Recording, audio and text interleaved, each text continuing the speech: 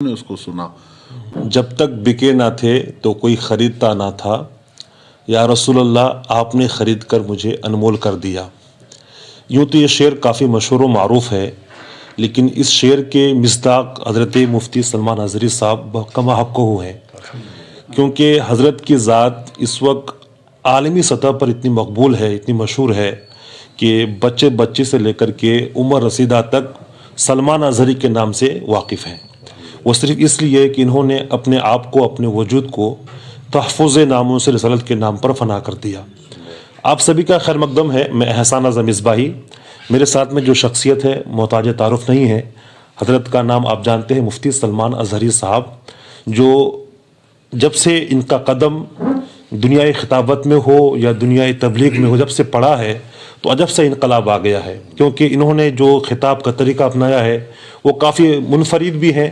ان کے خطاب میں آپ سنجیدگی کا ماحول دیکھیں گے، چلاہٹ کا ماحول نہیں دیکھیں گے۔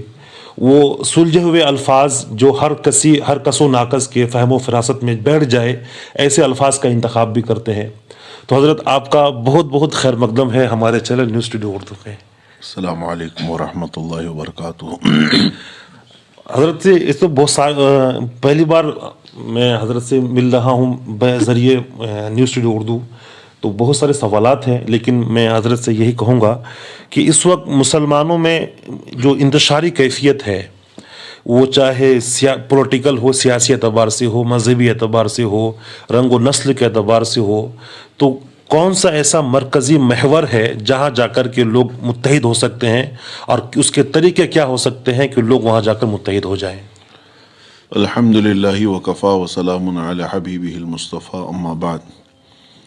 میں مشکور و ممنون ہوں آپ کا کہ آپ نے جو زحمت اٹھائی ہے اور جو کچھ بھی میرے متعلق حسن ظن رکھا ہے، اللہ تعالیٰ مجھے اس کے مطابق بنائے۔ پہلی بات تو یہ ہے کہ انتشار اور اختلاف کی جو باتیں آپ کر رہے ہیں امت میں، یہ برسوں سے رہا ہے، اور اس امت کو ان تمام چیزوں سے جوجھنا پڑا ہے۔ لیکن پچھلے زمانے میں ایسا ہوا کرتا تھا کہ اختلافات ہوتے تھے، لیکن اس کو ذاتیات پر نہیں لایا جاتا تھا۔ مسائل میں اختلاف ہونا اور ہے، فروعیات میں اختلاف ہونا اور ہے، لیکن ذاتیات میں اختلاف ہونا یہ مذموم ہے۔ آج مین بات یہی ہے کہ مشرق و مغرب، شمال و جنوب میں جتنے بھی مسلمان بستے ہیں، ہماری خاصیت صرف ایک ہی ہے کہ میں چیلنج کے ساتھ کہتا ہوں، دنیا کے جتنے بھی مذاہب ہیں، جو بھی دھرم ہیں، ان کے بانی اور فاؤنڈر کا پتہ ہی نہیں چلتا، یعنی اختلاف ہے ان کے اس میں۔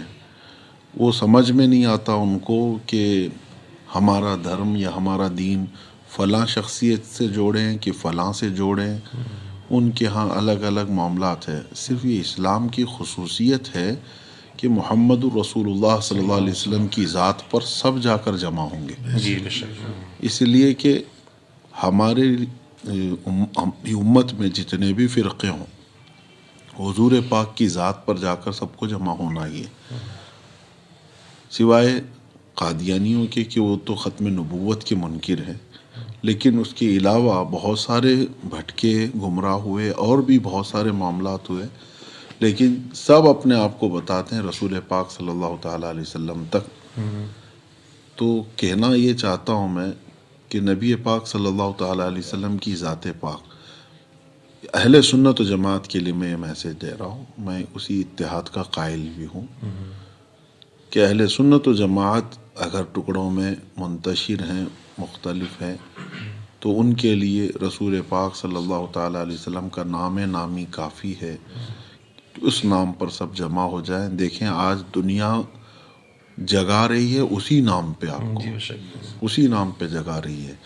آج دیکھیں ہمارے یہاں پر جو بھی معاملات ہو رہے ہیں ملک میں، آپ کے پیروں کو گالی نہیں دی جا رہی ہے، آپ کی مسجدوں کو، آپ کی خانقاہوں کو گالیاں نہیں دی جا رہی ہیں، سیدھے ذات رسول کو گالیاں دی جا رہی ہیں۔ تو یہ بھی ایک طریقے کا آپ کو سمجھنے کا موقع ہے کہ اب جو ہے تمام چیزیں اگر ہمارے درمیان کچھ بھی ہے چھوڑیں، اور حضور پاک صلی اللہ علیہ وسلم سے جو ہمارا رشتہ، ہماری ڈور بندھی ہوئی ہے اسی پر آ جائیں. اختلافات ختم کرنے کا اور اپنے دل کو وسیع کرنے کا یہ سب سے بہترین طریقہ ہے. اس گنبد خضرا کی چھاؤں میں سب اپنے آپس کی تمام چیزیں بھول سکتے ہیں، اس لیے کہ یہ پریکٹیکلی بات ہے. مدینہ طیبہ میں جب رسول پاک صلی اللہ تعالیٰ علیہ وسلم تشریف لائے تو حبشہ کے بلال رضی اللہ تعالیٰ عنہ جو کالے تھے، ہاں، اور دوسرے حضرت فارس سے حضرت سلمان، روم سے حضرت صہیب، اور کہاں کہاں سے سب آئے جمع ہوئے، اور وہ سب سگے بھائیوں سے زیادہ عزیز ہوئے. بے شک بے شک. تو وہ کون سا دامن تھا اور کون سی چھاؤں تھی جس میں آ کر کے وہ برسوں پرانی اپنی جہالت یا اپنی دشمنیوں کو ختم کیے. وہ صرف دامن رسول ہے. وہ آج بھی ہے اور کل قیامت تک رہے گا. ہمارے لیے سب سے بہترین وہی ہے کہ عشق رسول میں ڈوب جاؤ، باقی سب چیزیں آپ بھول جائیں گے. آپ نے ایک آدمی کو نام دیا پاکھنڈی، اور کون ہے آپ نے سمجھ گیا ہوگا. تو اس طرح کی حرکتیں آئے دن لوگ کرتے رہتے ہیں، اور ماشاءاللہ یہ مہم آپ نے جو چھیڑی ہے، کیونکہ جس اسٹیج سے آپ کا خطاب ہوتا ہے تو اس ٹاپک پر آپ لوگوں کو ضرور بیدار کرتے ہیں. یہ تو عوامی سطح پر بیداری ہوئی، اور کچھ اقدامات ہوتے ہیں انتظامی سطح پر، جیسے کہ پولیٹیکل لیڈران ہیں، ایڈمنسٹریشن ہے، یا پھر جو قانونی راستے کی طرف جو راستہ ہموار کرے، وہ ساری چیزیں ہیں. اس طرف آپ کی اب تک کتنی پیش قدمیاں ہوئی ہیں؟ دیکھیے، بہت اچھی چیز آپ پوچھ رہے ہیں کہ صرف پروٹیسٹ کرنا یا عوامی بیداری لانا یہی سب کام نہیں ہے. لا کے میدان میں قانونی اعتبار سے اس پر بھی ہماری کوششیں جاری ہیں. آپ کو پتہ ہوگا کافی پہلے ہی، سال بھر گزر چکے، میں سپریم کورٹ کے لائر سے ملا تھا، اور ہم نے ایک پرستاؤ ان کے سامنے رکھا بھی کہ ایک ایسا بل بنایا جائے جو رسول پاک صلی اللہ تعالیٰ علیہ وسلم کی جو بھی توہین کرے اس کی سزا مقرر کی جائے. آلریڈی جو ہے انڈیا میں کچھ قانون بنے ہوئے ہیں، 153 یا غالباً 295 یا ایسے اس آرٹیکلز ہیں جس میں کسی کو بھی اکسانا یا کسی کے خلاف بولنا دھارمک اعتبار سے، لیکن وہ آرٹیکلز اتنے ہلکے بنا دیے گئے ہیں کہ اس کے تحت کیس تو درج ہوتا ہے، لیکن آن دا اسپاٹ لوگ جو ہے نا بیل لے کے چلے جاتے ہیں، یا زیادہ سے زیادہ تھوڑے دن کے بعد جب معاملہ ٹھنڈا ہو جائے تو آسانی سے بیل ہوتی ہے. ہماری مانگ یہ تھی کہ کسی بھی دھرم کے مقدس، چاہے یہاں پر مسلمانوں کے نہیں، سارے لوگوں کے لیے، کہ ہمیں تو قرآن نے یہی کہا ہے وَلَا تَسُبُّوا الَّذِينَ يَدْعُونَ مِن دُونِ اللَّهِ فَيَسُبُّوا اللَّهَ عَدْوًا بِغَيْرِ عِلْمٍ.